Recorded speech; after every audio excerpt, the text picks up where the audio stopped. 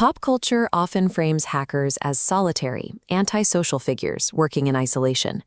The reality of modern cybersecurity is built on cooperative professionals who work to secure the medical systems and enterprise networks we use every day. Alberto Daniel Hill is a prime example. As a computer engineer with over 20 years of experience, he operated as an ethical digital knight in Uruguay, identifying critical security flaws in medical systems and reporting them to national emergency response teams. His professional standing offered no protection in September 2017. During a police sweep called Operation Bitcoins, authorities who lacked basic technical understanding targeted his home. The police confiscated his hard drives and entire digital infrastructure. In a single afternoon, Alberto was stripped of his professional tools and the data that served as his primary leverage. Alberto was placed in a dangerous prison environment where he was subjected to extortion attempts by other inmates. The physical and psychological strain eventually led to a total collapse, resulting in a 2-hour coma in the intensive care unit. This exposure reveals a major vulnerability in decentralized networks. When a professional is physically incarcerated and offline, their digital communities and automated systems have no way to intervene in the physical world. Surviving a cataclysmic crash of this scale required an analog failsafe, someone operating entirely outside the state's digital grasp. That role was filled by his mother, Gloria Hill. In cybersecurity, incident response mitigates damage after a breach. Gloria executed this protocol. She secured an attorney, acting as a human firewall against an uninformed judiciary. She obtained a job offer, proving his societal value, and paid bail to extract her son. Her actions also protected an international archive.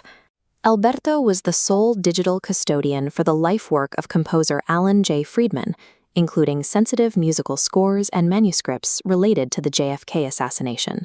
When the police seized Alberto's hardware, that international link was effectively severed. Without server access, Friedman's legacy faced permanent deletion in an evidence locker. Gloria stepped in as a familial bridge. She communicated directly with the Friedman family in the United States, performing wellness checks and maintaining the trust required to keep the professional network alive while Alberto was incapacitated. Paying bail and making wellness calls functioned like a redundant backup.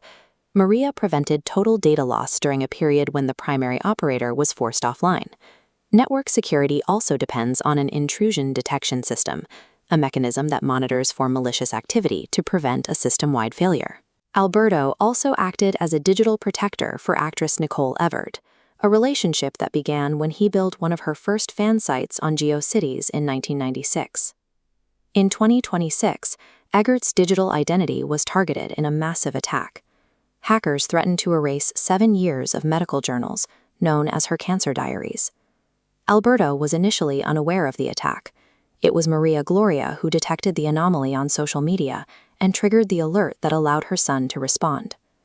Her warning gave Alberto the mandate he needed to use international GDPR laws and bypass standard recovery delays to save Everett's digital history. This recovery shows that even advanced legal protections and technical skills often rely on a human observer to bridge the gap between a remote threat and the expert who can stop it. Alberto Hill is now free and documenting his story to expose the incompetence of the system that imprisoned him. He is fighting to reclaim a narrative that multi-billion-dollar algorithms and a corrupt state nearly erased from existence. Threat modeling suggests that complex systems fail most often when they encounter a variable they are not designed to calculate.